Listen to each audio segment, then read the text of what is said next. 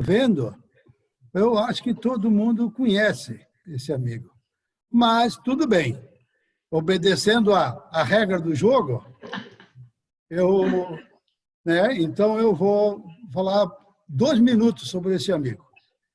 Bom, Djomar é muito conhecido, né? Conhecido de todos, mas para quem não conhece, ele mora em Floripa, já mora aqui há um bocado de tempo, eu acho que uns 50 anos por aí, se não estou errando.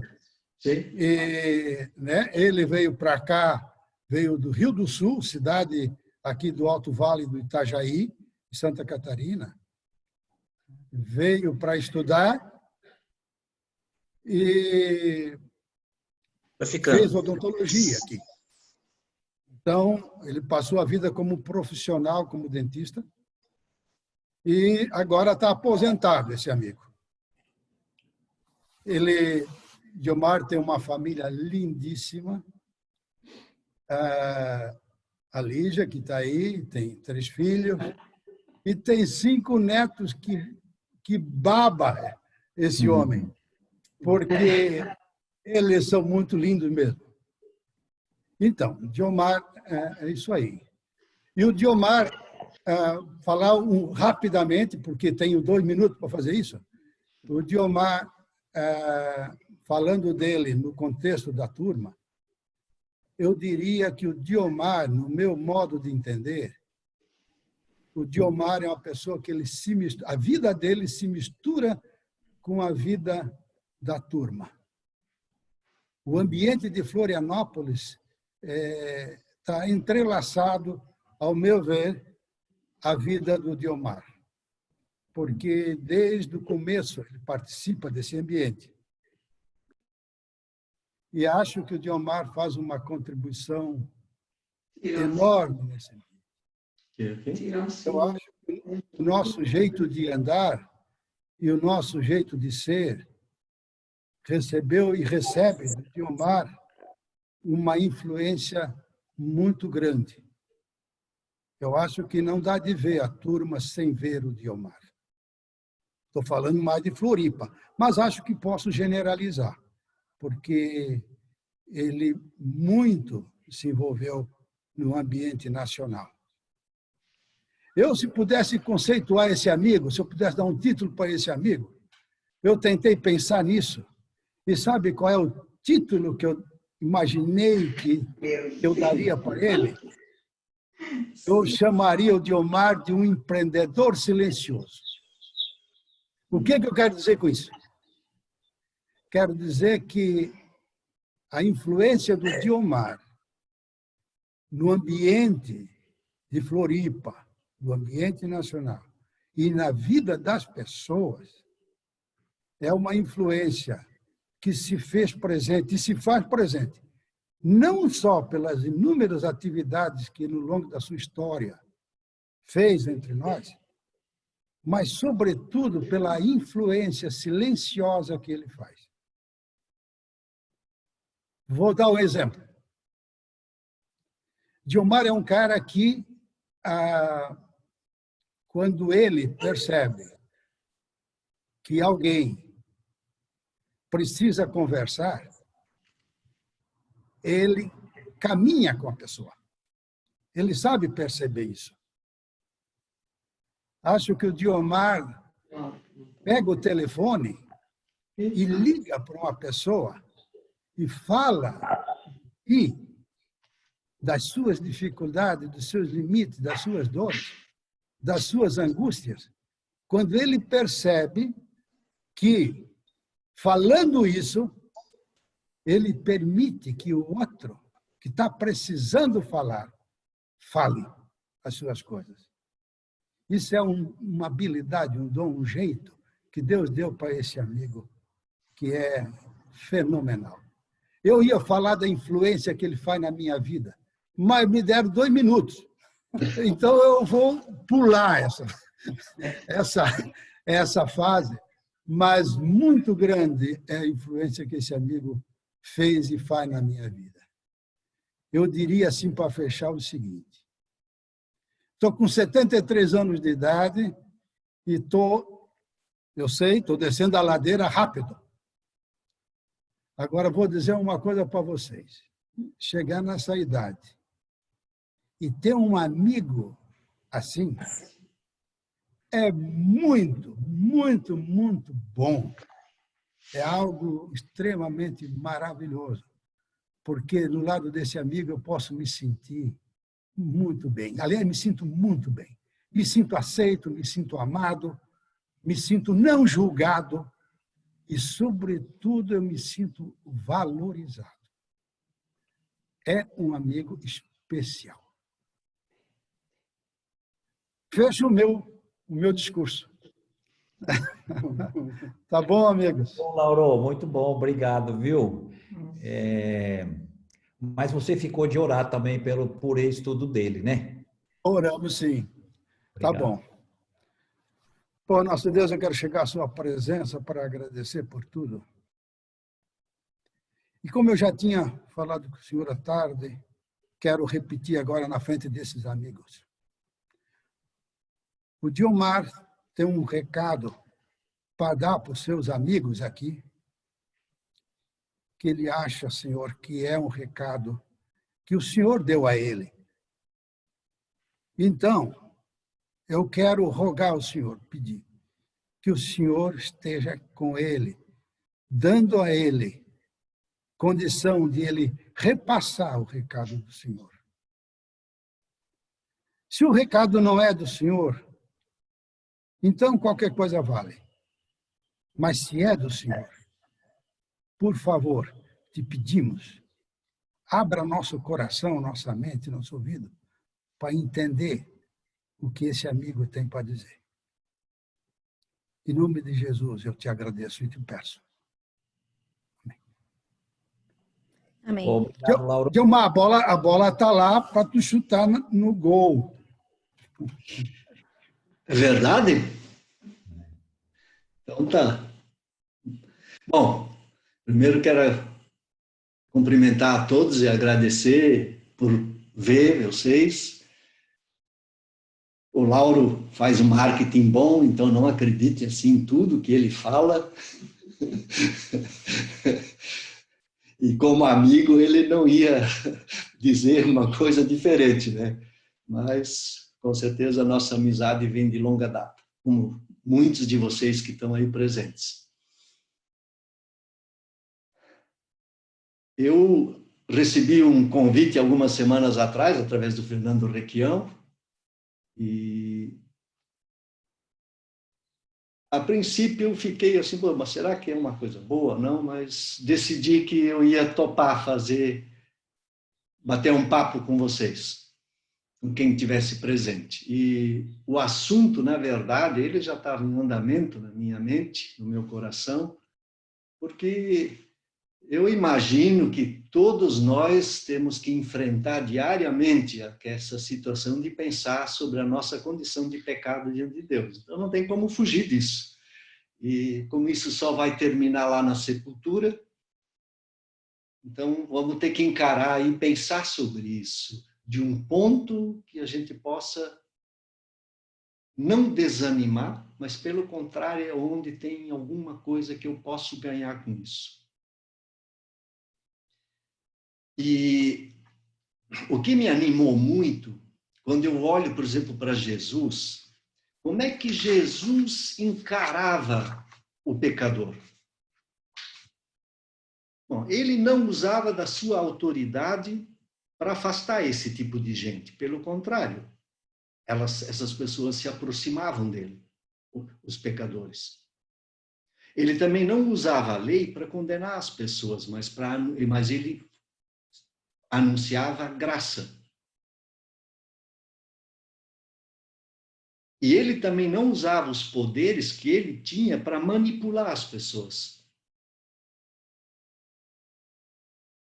E ele também não usava a pureza dele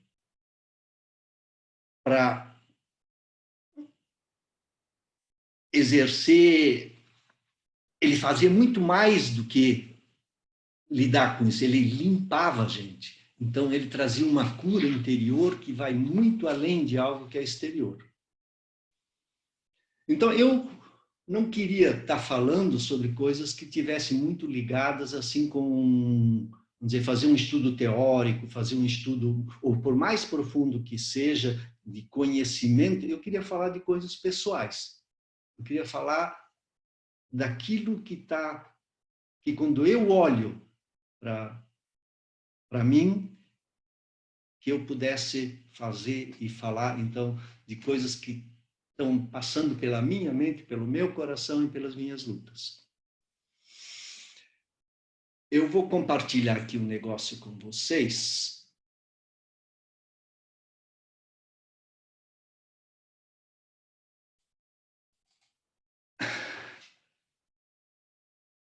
Esse título que eu dei aqui, ele é um título que a gente tem que observar ele com um pouquinho de cuidado. Porque eu não quero fazer de conta que o pecado é uma beleza. Mas eu também sei que quando Jesus falou lá em João 16, que ele diz o seguinte lá, eu vou ler para vocês. Mas eu vos digo a verdade, convém-vos que eu vá. Porque se eu não for, o Consolador não virá para vós outros. Se, porém, eu for, eu vou-lo enviarei. E quando ele vier, convencerá o mundo de pecado, justiça e juízo. Pecado porque não crê em mim. Eu vou parar aqui. Então, eu parto do princípio que por causa da presença de Cristo e da obra que ele faz na minha vida, eu olho para o pecado agora de uma maneira diferente. Ele me convence disso. Se Jesus não fala comigo, eu nem tenho noção sobre o que está passando dentro de mim. E as Escrituras falam muito sobre isso. Eu queria compartilhar um pouquinho, algumas ideias, por exemplo, quando eu leio Gênesis capítulo 3. Gênesis capítulo 3, na queda, tem alguma coisa que me chama muita atenção ali.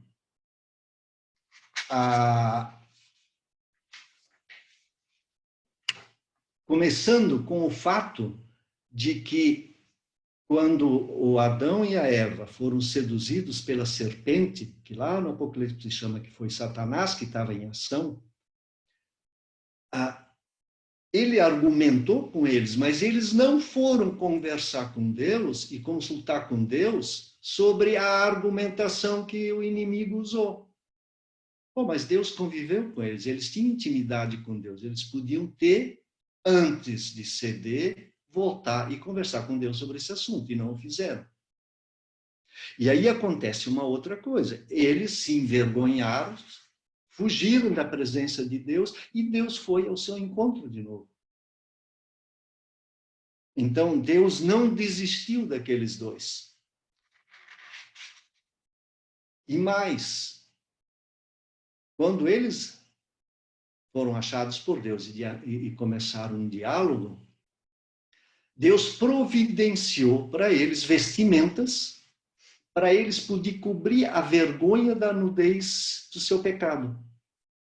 Então, Deus já foi, de novo, demonstrando o valor que ele deu para aqueles dois, porque ele não desistiu deles, ele os vestiu e já foi anunciando no mesmo caminho, apontando para a cruz de Cristo. E eu não vou ler Gênesis com vocês, porque eu imagino que a maioria de vocês já conhece. E falando de que a serpente ia ferir alguém no calcanhar, se referindo já a Cristo, já falando do evangelho que iria vir, e falando da derrota final desse personagem, Satanás, que fez a sua contribuição sobre a raça humana. Mas aí tem uma coisa que também me chama a atenção. Deixa eu ver se eu consigo compartilhar com vocês de novo.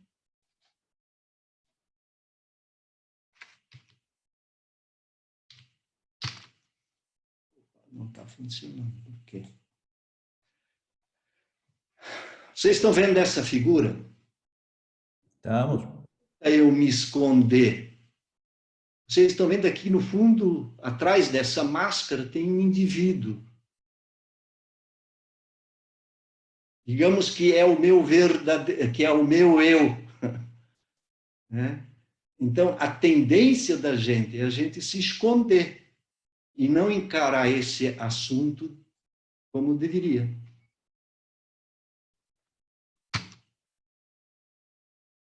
Bom, esse aqui é sobre o título, deixa eu passar adiante. E agora aqui nós vemos o seguinte, como isso trouxe um transtorno total. Essa passagem todos vocês conhecem, né? Porque ele diz que toda a criação geme e suporta as angústias até agora. Ele está... Então, o estrago foi enorme. E aquela figura inicial, deixa eu chegar lá de novo, vocês vejam que nós temos uma parte escura, uma parte clara. Então, lá no começo, Deus já foi mostrando, através do desastre, que tinha alguma luz na frente. E aí eu me lembro de um salmo, no Salmo 36:9, ele diz o seguinte, pois em ti está o manancial da vida, e na tua luz vemos luz. Então, à medida que nós olhamos para Jesus, nós podemos sair dessa parte escura da nossa vida e ver cada vez mais luz. A chegar cada vez mais perto daquele que nos trouxe o recurso e todas as providências para a gente poder, digamos, caminhar numa nova direção. Aqui eu vou fazer um pouco de propaganda de Santa Catarina. Isso aqui é a Serra do Rio do Rastro. Eu acho que a nossa caminhada com Deus, ela é cheia de curvas e cheia de desafios como essa estrada aqui. E no caminhar junto com tantos amigos, abrindo as Escrituras, gastando tempo juntos em oração, compartilhando as nossas vidas e nossas experiências, nós vamos prosseguindo nessa caminhada e a conclusão que eu chego também, que é algo que normalmente a gente quer fazer quando não quer colocar aquela máscara, é que eu acho que eu sou vítima do pecado. Não, eu sou protagonista do pecado.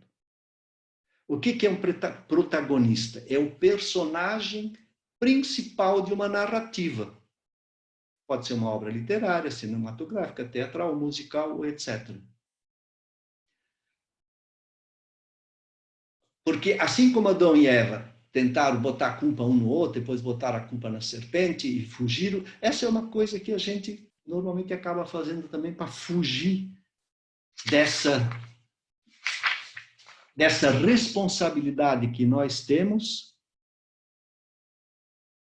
em relação daquilo que Deus nos oferece.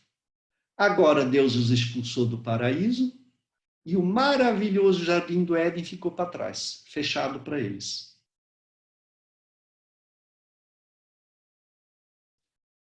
Aí Deus, que não desistiu deles,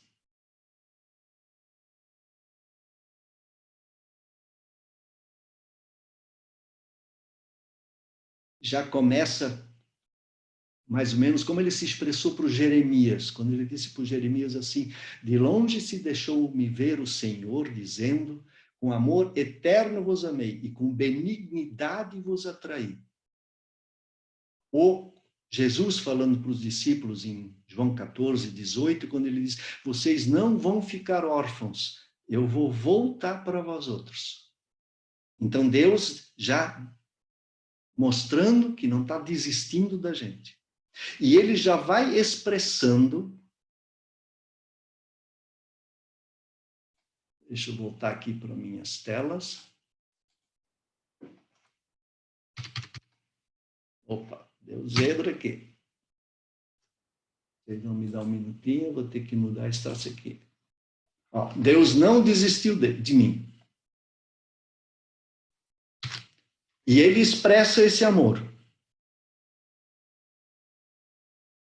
E todos nós já conhecemos essas passagens também. Então, eu vou descobrindo agora, à medida que eu lido com a minha iniquidade, com o meu pecado e com toda a guerra que eu tenho dentro de mim, esses aspectos. Deus não desistiu de mim. E que Deus me ama. E que esse amor é incondicional, ele é extravagante. Eu até gosto de uma frase que o Philip Yancey usa, ele diz que a graça de Deus, ela na verdade, ela é escandalosa. E mais, a graça não é justa. Ela não faz justiça, ela oferece perdão e amor.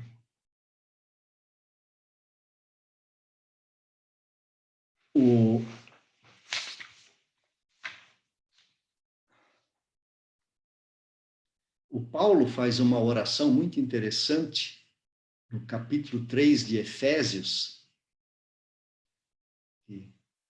Não vou repetir ela toda, mas ele chega num ponto que ele diz o seguinte, que ele pede para Deus conceder para a gente fortalecimento pelo Espírito dele, para que Cristo habite no nosso coração e a gente esteja alicerçado em amor, para poder compreender as coisas de Deus. E aí ele tem uma frase que eu acho assim, que é muito, muito forte, para que vocês possam conhecer o amor de Cristo, que excede todo entendimento, e para que sejais tomados de toda a plenitude de Deus. Esse Deus quer me invadir, ele quer estar presente. Essa oração que o Paulo faz, eu acho que não tem outra oração dentro do Novo Testamento que eu conheço que seja mais forte, mais poderosa que essa oração de Efésios 3, do versículo 14 até o 21. Aí eu me confronto com um outro aspecto que eu tenho que aprender quando eu olho para o meu pecado. A minha incredulidade.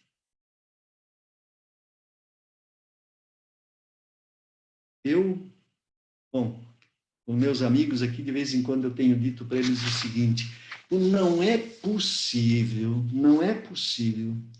que eu digo para Deus que Ele criou o céu, a terra, né, e faço todo aquele discurso diante dele, de que Ele criou o mundo visível, o mundo invisível, que Ele tem controle sobre todas as coisas, mas Ele não consegue cuidar do Diomar. Eu fico muito triste quando eu penso isso. E não é possível que eu diminua esse Deus de tal forma que eu não acho que Ele tem condições de cuidar de mim.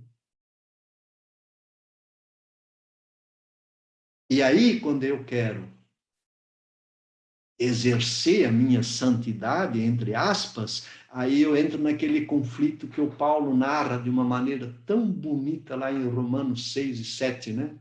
Que o bem que eu quero fazer eu não faço, o mal que eu não quero fazer isso eu acabo fazendo, né? Oh, mas esse Deus, Ele me ama, mesmo assim, e Ele me busca.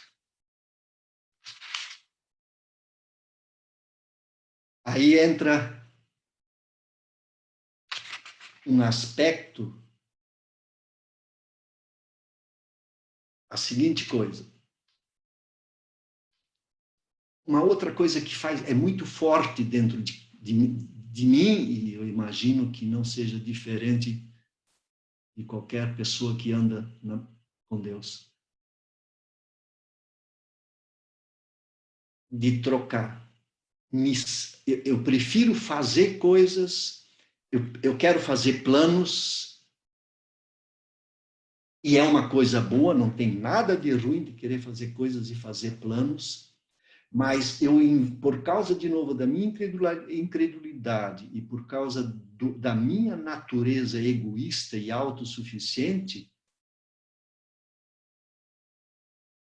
em vez de eu entrar no que Deus tem para mim, eu acho que vou convidá-lo para entrar naquilo que eu tenho para mim. E aí eu pego o exemplo do Abraão. O Abraão não chegou para Deus, olha Deus, eu tenho aqui um plano, eu vou de muda para uma terra nova lá, que eu já tenho mais ou menos aqui, pesquisei no Google, e aí eu vou para lá e vou derrotar toda aquela turma que está lá, vou tomar posse daquilo ali. Bom, vocês conhecem a história do Abraão. Mas não, ele foi sem saber para onde ia. E a grande parte das promessas que Deus fez para ele, ele nunca viu. Então, eu queria ter esse espírito com Deus, de entrar na aventura dele. Como Paulo fala em Efésios 2:10, né?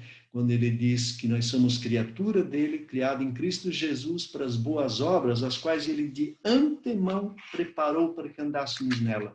Então, qual é o lugar que Deus quer me levar?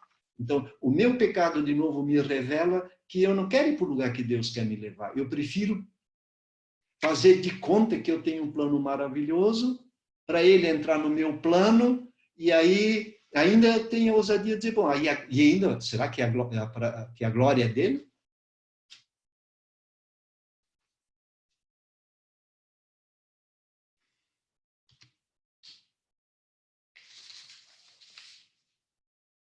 Esse aqui também é um outro item interessante. A gente lê lá em Efésios, né, no capítulo 6, quando ele fala sobre... Eu já estou aqui meio perdido no meu livro de consulta aqui. Deixa eu só procurar aqui onde é que eu botei esse troço.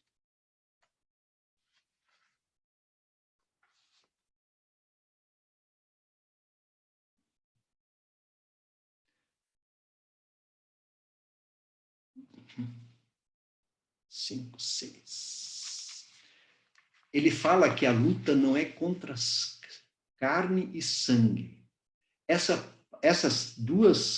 palavra carne e sangue, ela só aparece 3 vezes nas Escrituras. Eu anotei isso em um lugar e agora eu perdi aqui na minha... Ah, está aqui.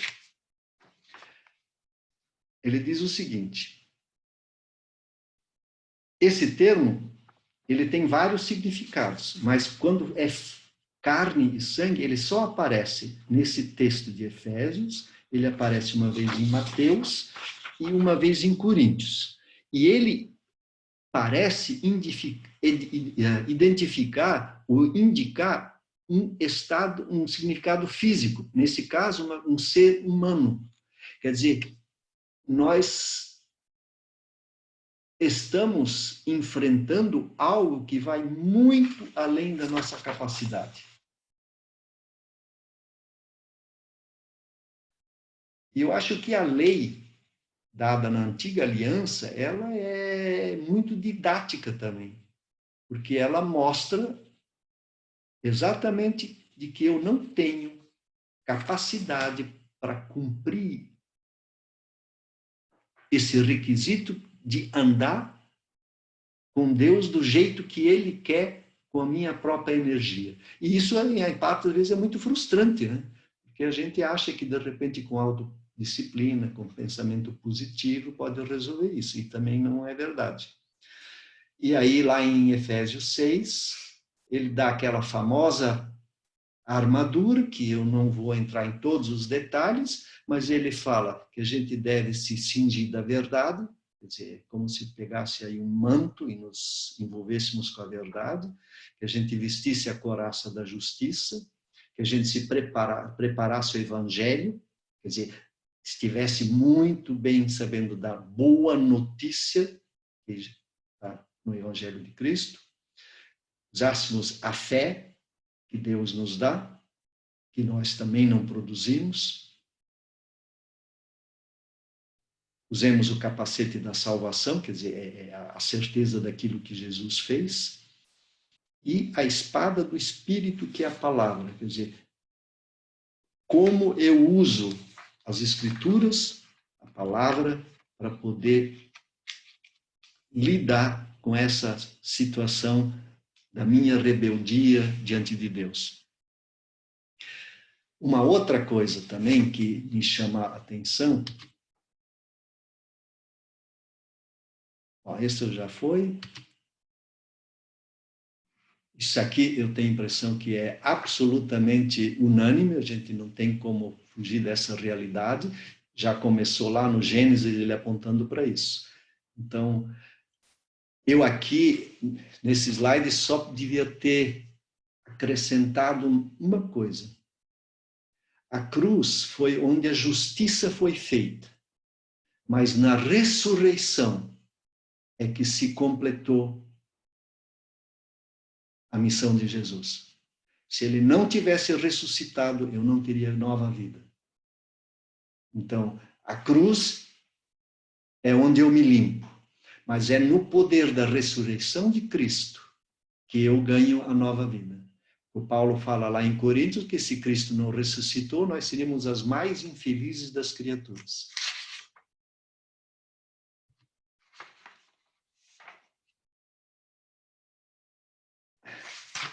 Aqui eu botei essa frase porque tem em Jeremias 30, 21, um negócio que me chama a atenção já há muito, muito tempo. Ele diz assim para o Jeremias: pois quem de si mesmo ousaria aproximar-se de mim? Quer dizer, quando eu vejo aquilo que nós lemos, que fala ali na armadura de se vestir, de se cingir, eu não posso chegar diante de Deus sem estar cingido. Em Apocalipse 2, 22, 14, está escrito o seguinte: bem-aventurados aqueles que lavam as suas vestiduras no sangue do Cordeiro, para que lhes assista o direito à árvore da vida e entrem na cidade pelas portas.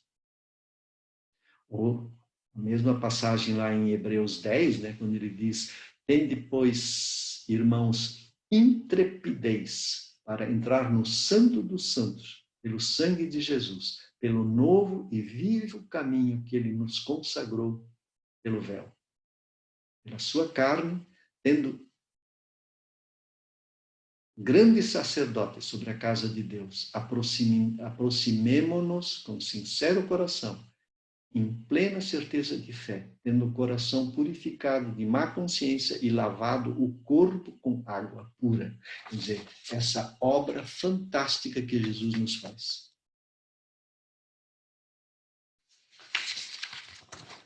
Eu não estou controlando o tempo, Roberto, mas eu acho que eu estou aí, uns 20 minutos? Gilmar, eu também não controlei, né? Mas... Tá bom, ótimo. Não, mas eu tenho a impressão que eu estou aí uns 25 minutos. Então, bom, sobre a dureza do coração,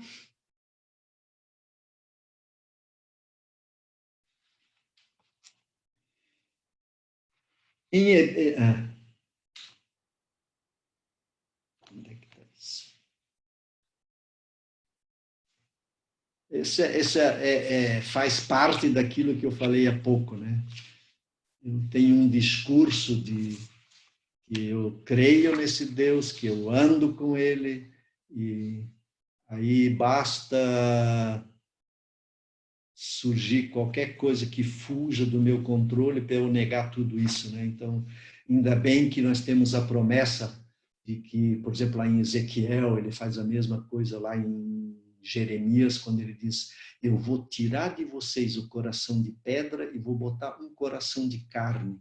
E eu vou colocar dentro de vocês o meu espírito para que vocês possam andar nos meus estatutos e os guardar. Quer dizer, imagina se Deus não fizesse isso conosco. Onde nós estaríamos?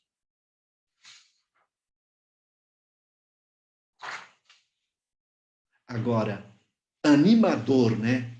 Quando eu vejo toda essa minha natureza brigando contra Deus, como Paulo fala lá em Gálatas, né? Que a carne milita contra o espírito, e aí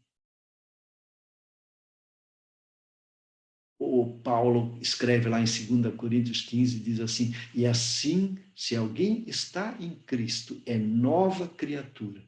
As coisas antigas passaram, eis que se fizeram novas. O que fantástico esse aspecto. Quer dizer, do ponto de vista de Deus, aquele cara incrédulo, cego, aquele cara que não tem paciência, né?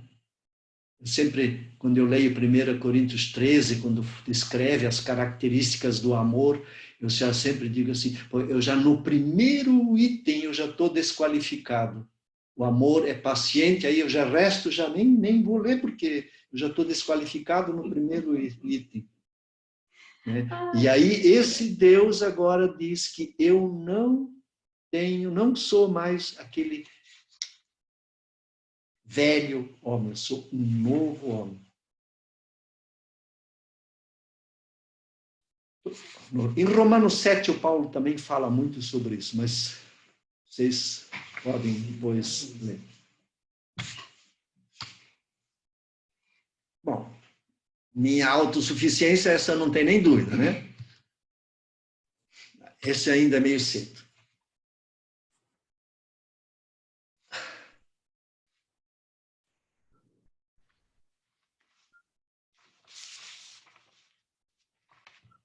Agora, eu posso aprender com o meu pecado. Esse pecado revelado pelo Espírito Santo, ele é uma lição para mim, ele é um treinamento que eu tenho. Por exemplo, o Davi já estava velho, quase morrendo, e nós sabemos que o Davi mandou matar Urias para poder ficar com a mulher dele, com a qual ele já tinha adulterado, né? E aí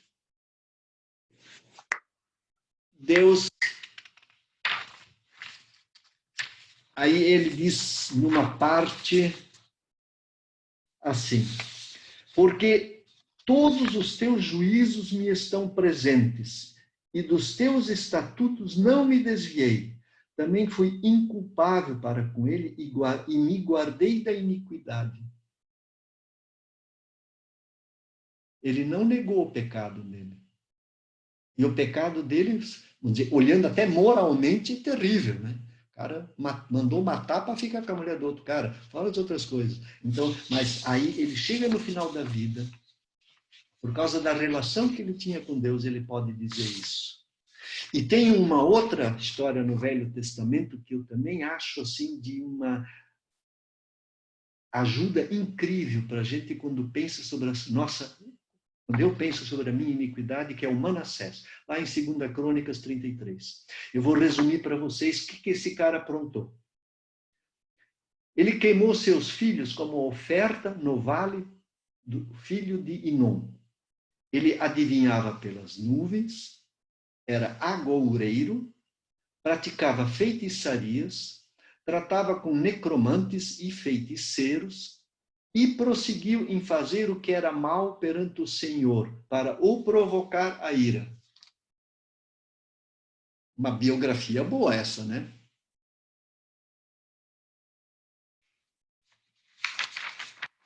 Aí Deus vem agora e usa esse pecado dele e faz uma pedagogia sobre esse cara, se eu posso assim dizer. Ele mandou o rei da Síria dar um aperto nele. Aí ele ficou angustiado. Aí diz lá em 2 Crônicas 33, 12, 13.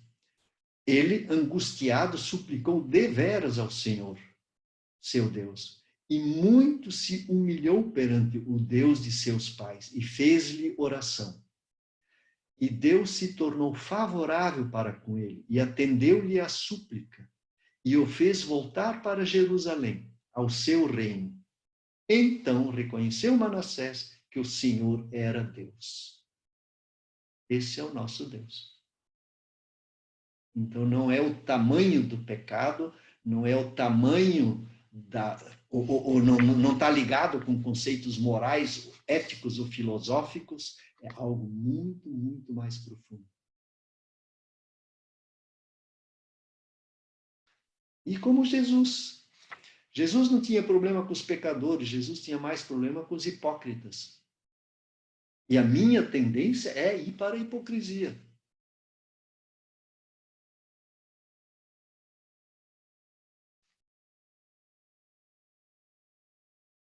uma outra coisa que me chama a atenção, por exemplo, Jesus. Aquele primeiro milagre que está lá no capítulo 2, aliás, de João. Quando ele transforma água em vinho. Vocês têm a noção da quantidade de vinho que ele fez ali naquele dia? Eu dei uma pesquisada, diz que eram de 50 a 60 metretas, não, eram 6 talhas, cada talha daquela tinha de 40 a 80 litros, então por baixo, fazendo a média mais baixa, ele fez pelo menos uns 500 litros de vinho. Eu imagino que aquela sociedade lá na Galileia não era, Canaã, aliás, não devia ser uma população muito grande, né? Não devia ter 1 milhão de habitantes, né? E se tivesse, também não imagino que não iria ser todo mundo participando daquela festa, né? E o problema é que eles já tinham consumido o estoque inicial. Então, vocês vejam, se eu pegar um radical, aqueles que dizem que não pode beber, não pode isso, não pode aquilo, eu jamais iria fazer vinho, eu ia fazer para eles uma outra coisa, pão, passeio. Eu não ia fazer vinho, né? Mas Jesus fez vinho, quer dizer. Então, como, digamos, a minha lógica é tão diferente da lógica de Deus, quer dizer, esse negócio de querer enquadrar Deus dentro do meu pensamento é uma missão perdida. Uma outra curiosidade, quando eu olho também para as Escrituras, a Bíblia tem, vou encher a paciência de vocês aqui, ela tem 1189 capítulos, sendo que 1185 capítulos, quer dizer, menos, só 4 que não, falam de todo o projeto e tentativa de Deus de nos resgatar de volta para o seu reino e para a sua família.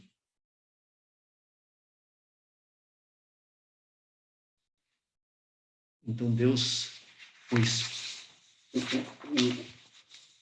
a atitude de Deus para conosco em relação ao estrago que a queda causou, me leva a uma conclusão, deixa eu chegar lá agora. Não, agora não.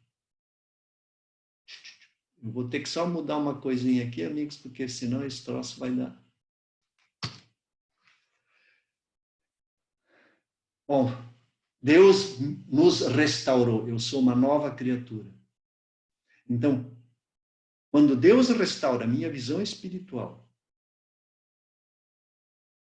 a consciência do meu pecado me faz ver a importância da centralidade da obra de Deus na cruz e na ressurreição de Cristo. Esqueci de botar a ressurreição aqui. E não há como eu me colocar diante desse Deus em adoração e alegria. Então, vamos fazer um esforço. Eu oro para Deus, para que Ele possa encher o meu coração e os meus lábios de louvor e alegria. E eu queria encerrar com uma passagem que eu vou ler para vocês, que está em Sofonias 3:17. É para esse Deus que eu quero olhar. Ele diz o seguinte lá nesse livro de Sofonias. Ele diz assim: o Senhor teu Deus está no meio de ti, poderoso para salvar-te. Ele se deleitará em ti com alegria, renovar-te-á no seu amor e regozijar-se-á em ti com júbilo. Vocês já pensaram nós sermos recebidos por Deus com essa atitude? Como eu vou rejeitar um Deus que me oferece um amor tão intenso que foge do meu entendimento, e expressa esse desejo de que eu esteja com ele. Então, quando eu usei lá no título a pedagogia do pecado, é como um amigo me falou esses tempos aí, eu acho que ele está aqui junto, que o pecado não ensina coisa nenhuma, e realmente, para quem não tem o Espírito de Deus, para quem não tem esse sua andar com Deus, ele nem tem noção disso. Agora, quando eu, por causa do que Deus faz comigo, me dá essa consciência do pecado e de que eu não preciso me derrotar diante dele, mas, pelo contrário, que ele pode ser uma força motriz para me levar para Deus, porque eu preciso desesperadamente dele. E que possamos ter essa atitude até o último instante da nossa vida para ir ao encontro desse Deus. Era isso que eu queria dizer para vocês e obrigado pela paciência de me ouvir um pouco. E espero que, de alguma forma, isso possa contribuir com vocês. Muito obrigado. Ô, Gilmar Arroio, tá uns Muito obrigado. Foi muito ótimo. bom tudo, rapaz. Muito bom, muito obrigado. Viu? E a gente queria aproveitar também esse tempo que nós temos aqui para, se alguém quiser fazer um comentário, alguma pergunta ao Gilmar, a Lígia aí, tá? Chegou a hora. E só para repetir como as outras vezes, né? Para dar espaço para todo mundo, então fica a oportunidade de fazer um comentário e depois dar espaço para os demais, tá bom? Só para ser justo com todo mundo aí.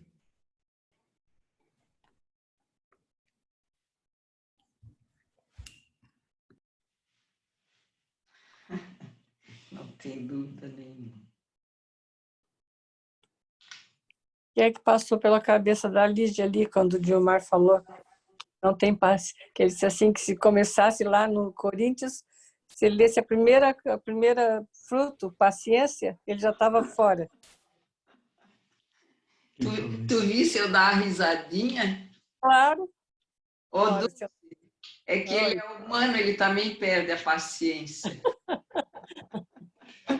E Dulce, com essa pandemia, então, aqui enclausurado, o que tu acha? E outra coisa, Dulce, quando a gente pede para Deus paciência, Ele não vai mandar a paciência pronta. Ele vai te dar a oportunidade de ter paciência. De exercitá-lo, né? Aqui, Dulce, tá bem. Muito bom, Gilmar. Tá bom, Dulce. Eu não sei fazer isso. Deixa eu lá. Eu não sei como fazer isso. Ai, onde é que eu...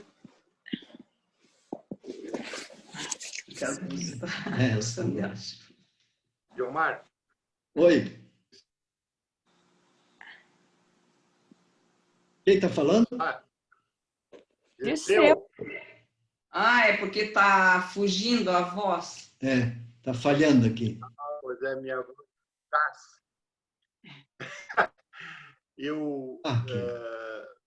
No final do que você falou, como Deus nos recebe, apesar do nosso pecado, apesar de toda essa Babilônia de coisa, eu me lembrei de Atos 7,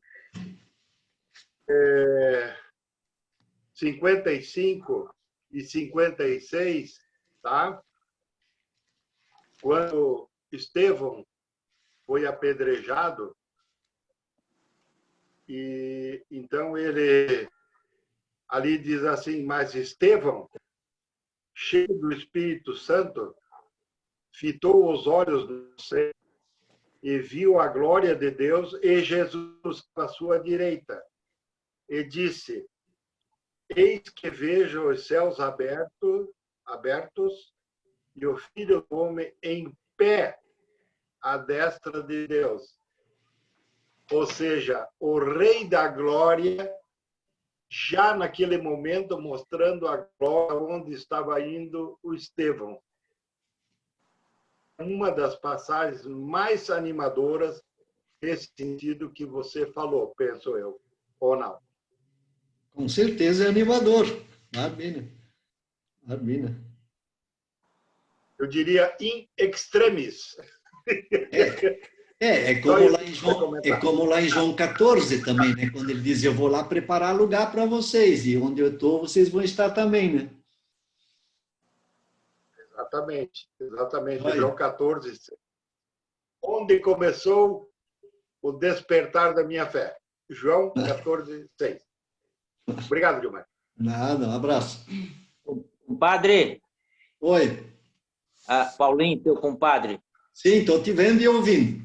Olha, eu quero dizer o seguinte, que nós, nesses 50 anos de história, já escutamos muito estudo, muita coisa, mas eu não tinha visto ninguém citar o livro de Sofonias. Você tem esse mérito. Isso mesmo. De ter Não acredito. reabilitado Sofonias com um trecho espetacular. Meus parabéns para você. Obrigado pela mensagem.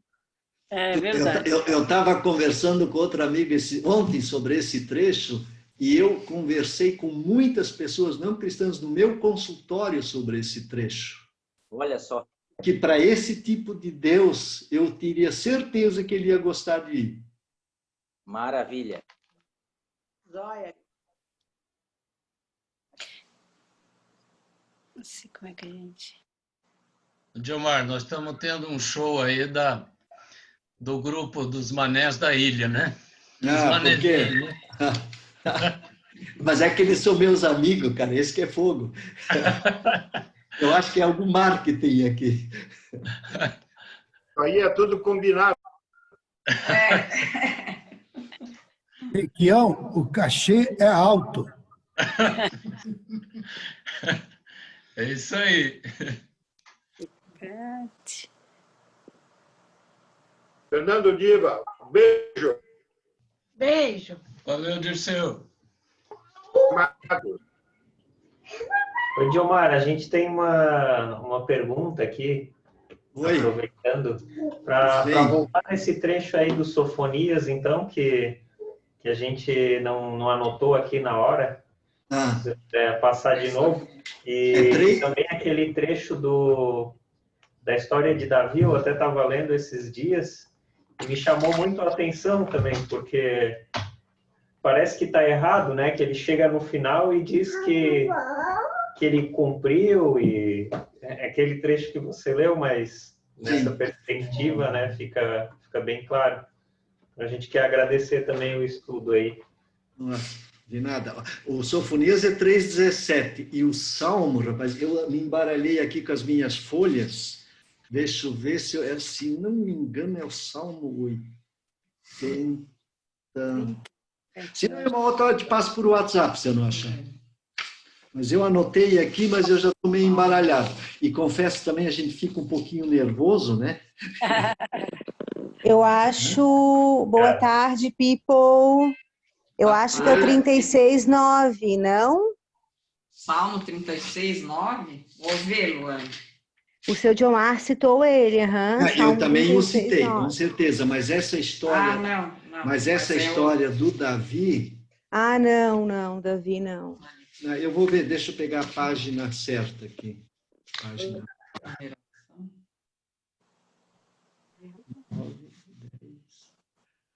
desculpa, está em 2 Samuel 22, 20 e 29.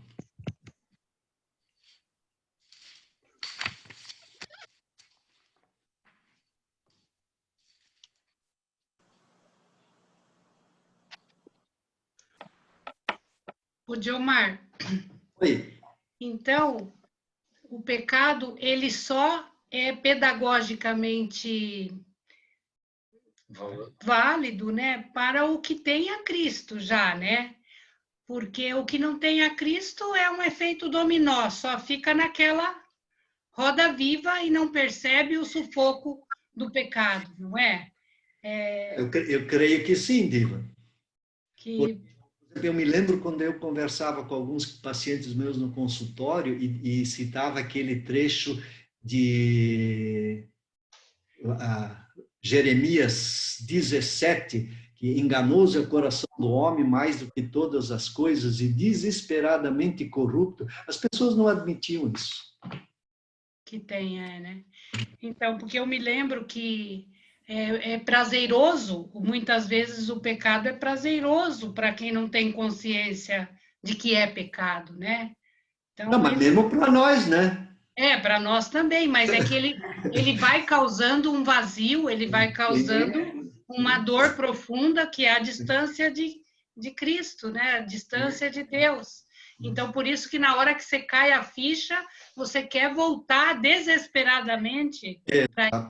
Exatamente. Faltou, né? Muito legal. Gilmar. Oi. Marcos de Ribeirão Preto, tudo bom? Oi.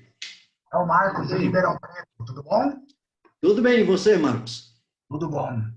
Gilmar, me veio muito forte aqui que esta semana, eu lendo João 9, quando Jesus cura, né, o cego de nascença, vai muito de encontro com isso que a Diva disse, que os fariseus acusam Jesus, né? Sim.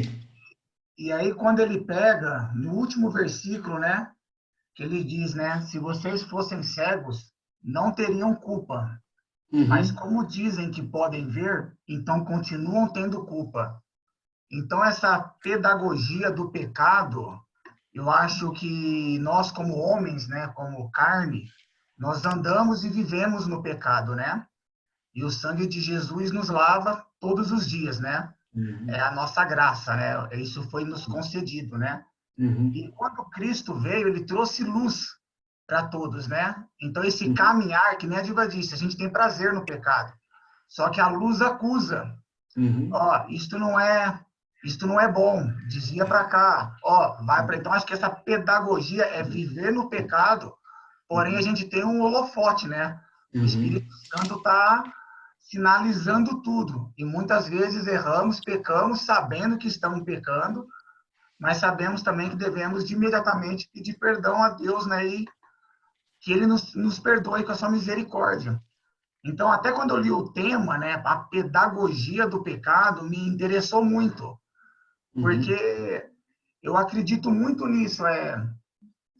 Nós somos pecadores, vamos morrer pecadores, mas nós temos um cara que pagou caro por nós. O alto preço, né? O alto preço que é impagável. Então, até brinco, não há nada que eu possa fazer que eu consiga pagar essa dívida, né? Agredir o céu, achar que eu posso fazer isso. Só que agora ele nos sinaliza, né?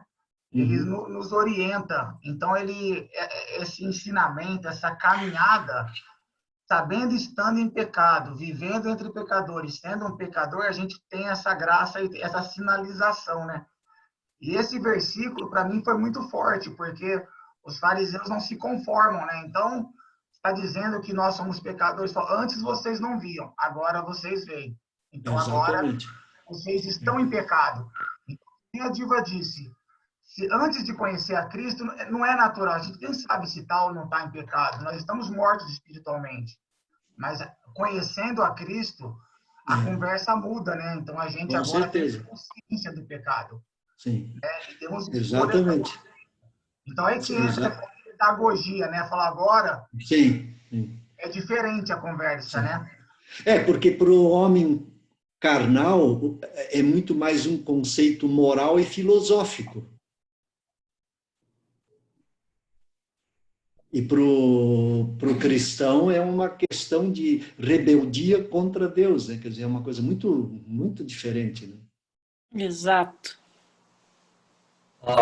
Amigo Delmar, se o pecado fosse ruim, ninguém cometia, meu amigo. Ninguém cometia, né? Ninguém comete. Porque ele é bom. É a carne do homem se manifestando. No fundo é isso aí, é a carne do homem se manifestando.